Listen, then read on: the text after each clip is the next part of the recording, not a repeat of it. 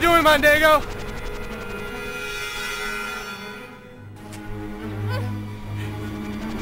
Give me the gun and the microfiche or the girl dies. You okay, Stacy? No one's gonna die here today. Drop your gun, Ed.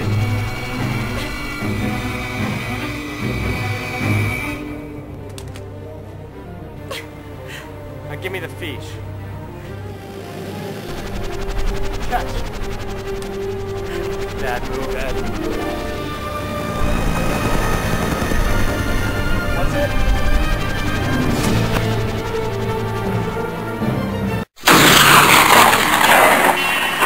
The rooftop finale from the Body Count of Monte Cristo is just a glimpse of brilliance from the career of the Tripod Production Company. They have mastered literally every genre, from biblical epic to romantic comedy. This company's mastery of cinematic art can be attributed to three young men who took Hollywood by storm. I have never seen such an outrageous display! Yes! We did! We beat Vietnam! Where are you going?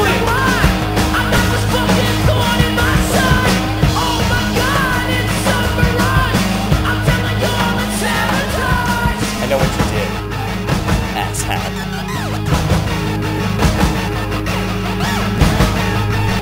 It all started with one small independent film. Rees, call me Ray Ray. Luke Harrison. Mike McCall, you've probably heard of me. Unless you've been living under a rock for, I don't know, the past 20 years, right? How long ago was RP1 now? 20 years. I'd say it was about 20. The Rising Pianist. When The Rising Pianist ended up on my desk, I looked at it and I said, this is one solid script. It was a tight film. You know, and I think that the humor, there was just a shade of humor, but it was all very intelligent, very highbrow. People didn't like it because it went over their heads. Little did they know that the success of that film would forge a friendship that would last decades and produce some of the most memorable films of the last half-century.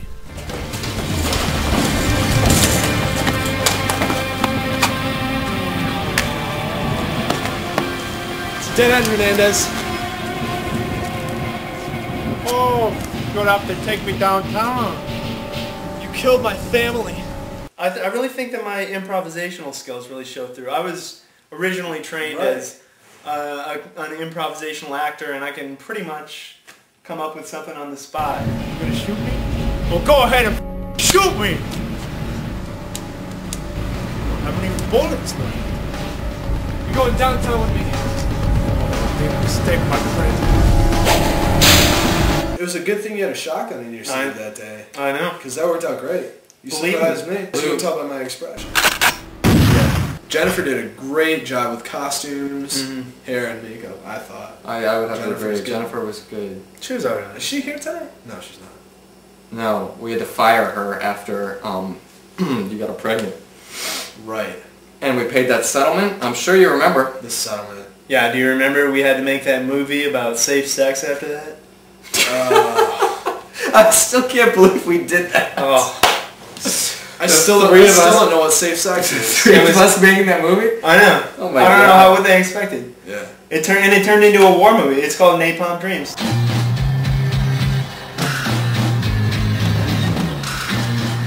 We actually went to Africa where the Vietnam War actually happened. Right. Sergeant, where's the rest of the company? I did basic training for this for about 3 months. I did basic training. I did basic training for 6 months. So. No, you didn't do it for 6 months. Yeah, I did.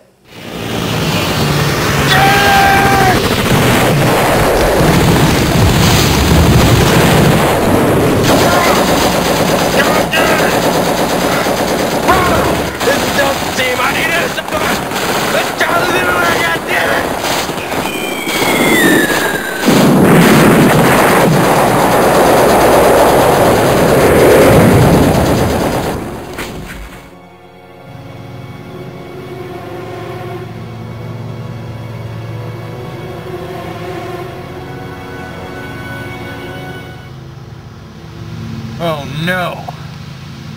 Charlie!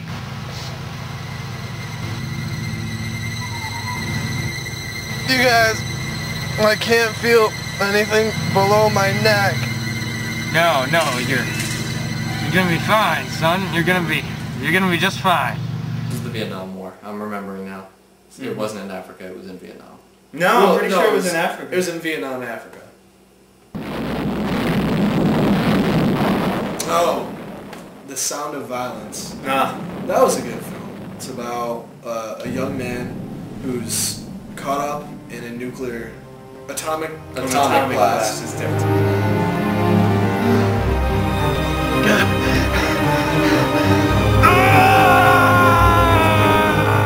We were kind of riding the superhero wave. Well, we started the superhero wave. Right.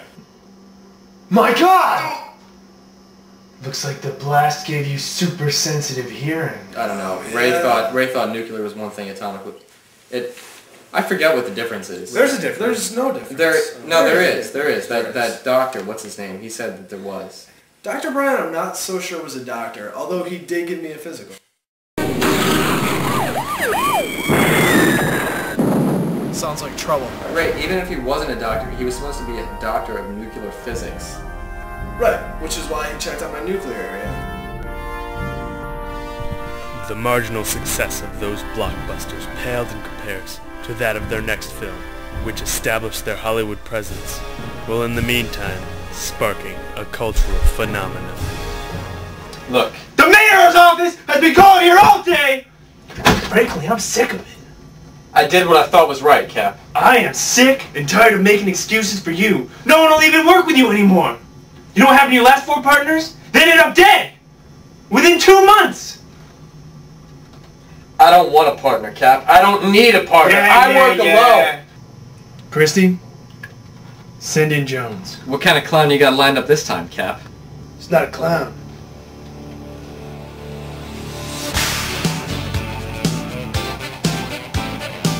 What is this, Cap?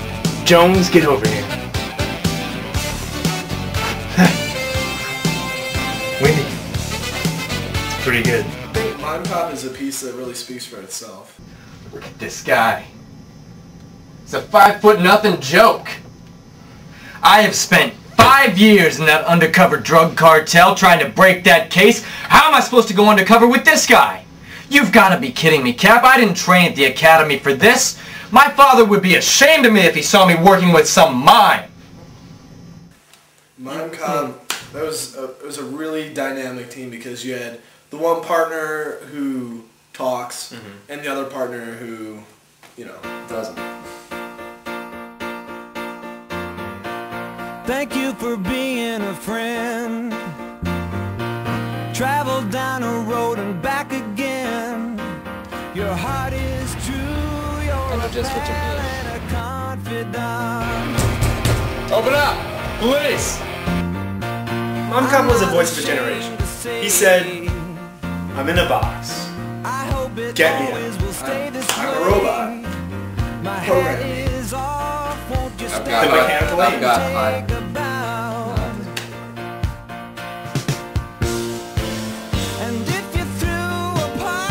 Right. You can't talk.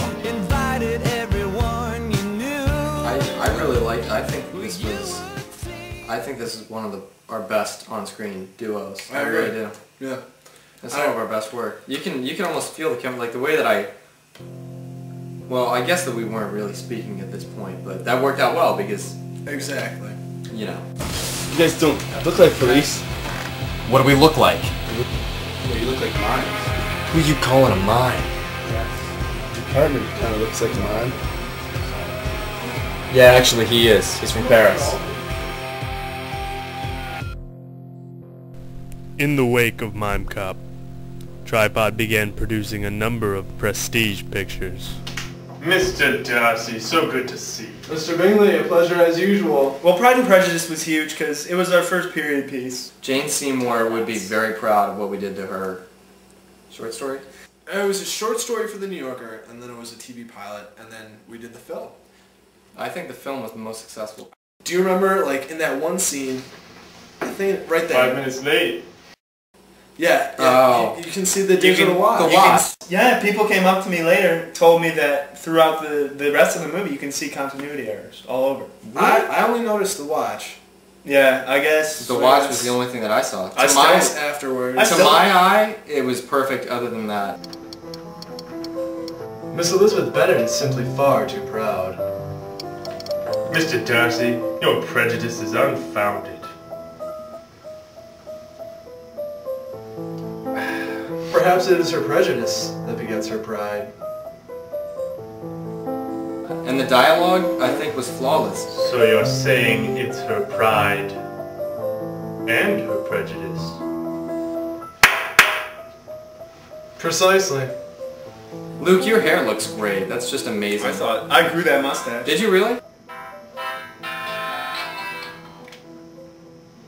Yeah, that was the only role that I've grown a mustache for. Real mustache, fake ponytail though. Go on, Mr. Darcy. After Jane Seymour's Pride and Prejudice, we did Hamlet to the max. We thought we'd tackle Shakespeare. Right, Shakespeare. And you know they've been doing great balladeer. People have made a couple Shakespeare updates, but they didn't really add anything to it. There's 10 Things I Hate About You. Those movies, but they didn't add anything real. For who would bear the whips and scorns of time? The oppressor's wrong, the proud man's contumely. You're you bonehead. All the small things. After Hamlet to the Max, we started right away on Wrong-Handed. That was your project. That was it was a pet project of mine. I really wanted an Oscar. Yeah. And we couldn't, Sean Penn took the role of the retard guy in that other movie, so we couldn't make that. And so I found this script. It was called Wrong-Handed. It was about a young gentleman who struggled with a disability called adextrous, where he was neither right nor left-handed. And this is a real problem that people face. I can't. Take the pen, John. I can't take it. You can do it. No, I can't. Will.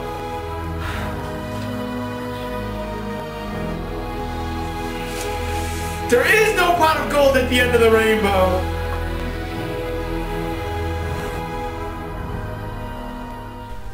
Following the critical success of Wrong-Handed, the group embarked on their most ambitious project yet. Don Rui, these guys, they're cutting our lawn. Nobody messes with the family. What should we do? We need to teach these troublemakers a lesson. All right, no problem. The Lawn Father was an epic saga detailing the seedy underworlds of organized crime in the landscaping business.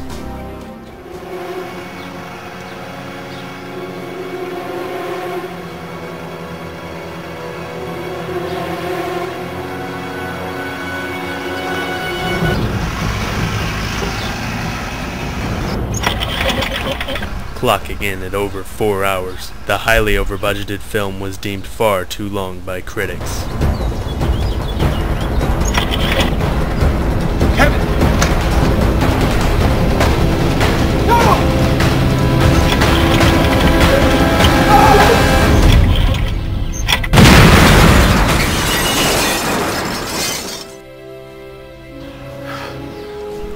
Worse yet, it was accused of glamorizing the criminal lifestyle, a claim the Tripod Trio vehemently denied. We finally have $1 million landscaping business, and we owe it all to crime.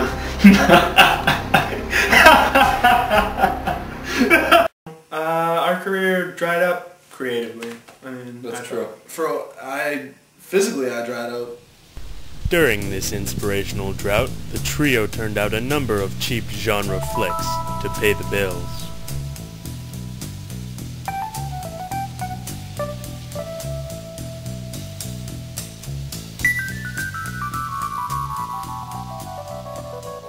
Cut 1, The Chase was a great film. It was a great film to shoot.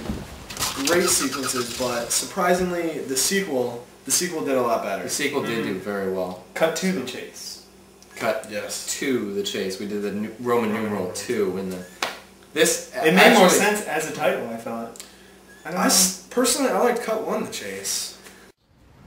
this is the famous conclusion to cut to the chase.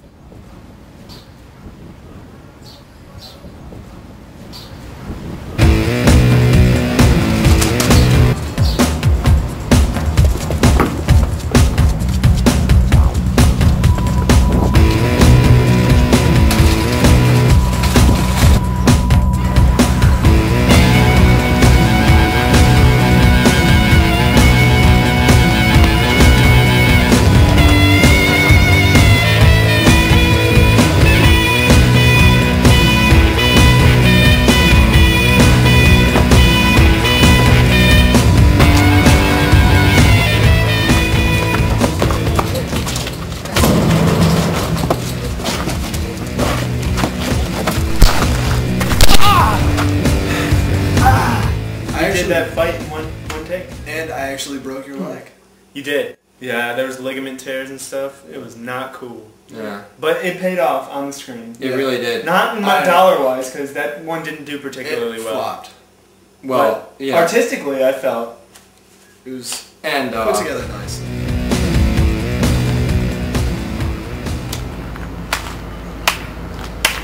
Too bad, Rook. What are you doing here? I was watching you. You look good. Next time, kill him. I hate paperwork.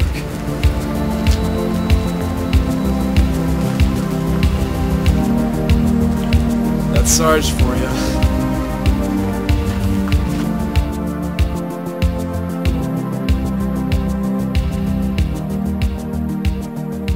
This is another one of those, I don't know, rare magical moments that I think we had together.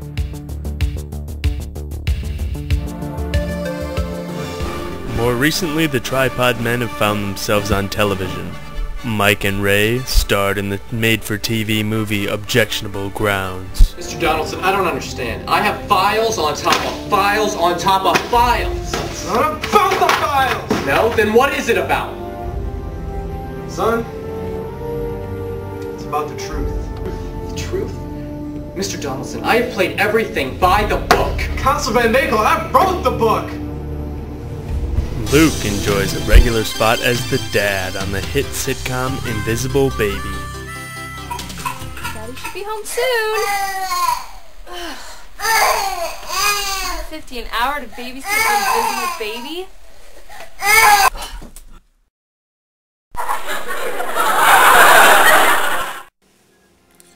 So, I guess that's it. A hell of a career. A hell of a career. I would have to say, we've done it all. It's been a good 20 years. I'd like to think we have the best stuff ahead of us. I've started the script on Cut Through the Chase. I expect you guys to return. Definitely. I'm holding out for Cut for the Chase because it's one of those that'll work as a title. Interesting.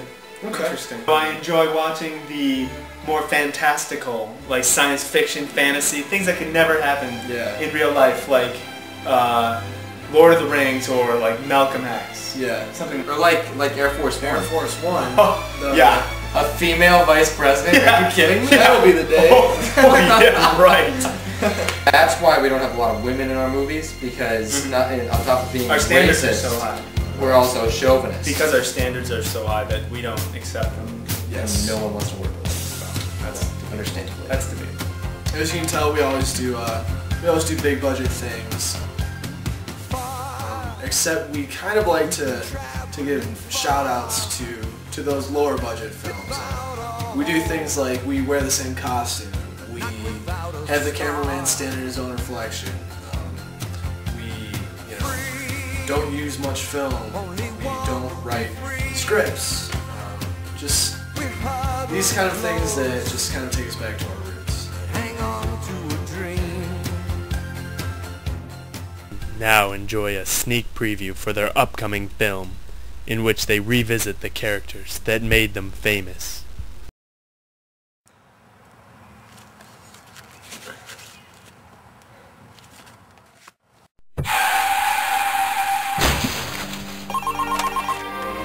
Hello? Oh my God, what happened? A car accident? Is Vince gonna be okay?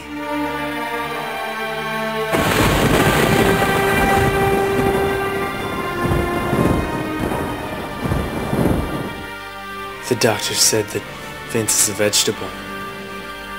He'll never wake up.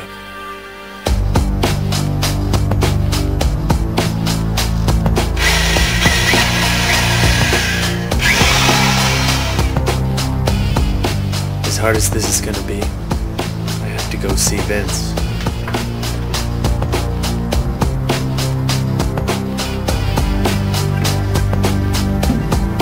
I'm here to see Vince. Vince doesn't want to see you. Vince? Vince? Get him out of here! Get this guy out of here! He's alive! Let's get him out!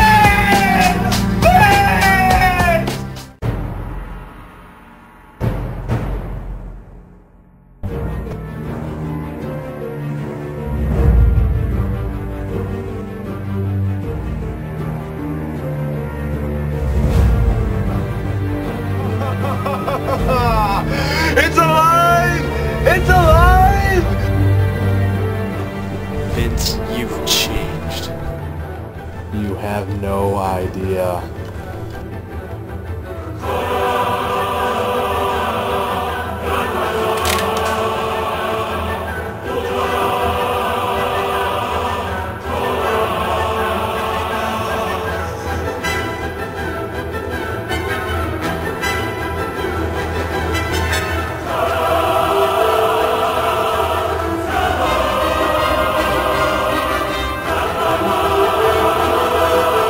What have they done to you?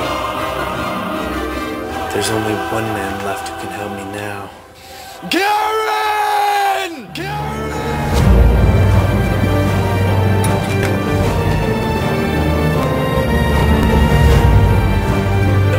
You know I haven't played in years. I retired. I'm a spaceman.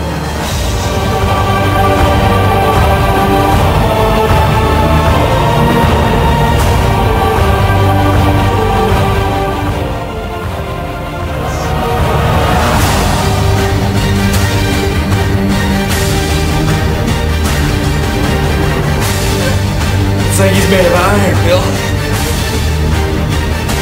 Just open the door, Vince! I'm afraid I can't let you do that, Ron. What are these, pills? Why are you still taking these? You were the one shoving them down my throat in Cincinnati. But you didn't have to swallow them.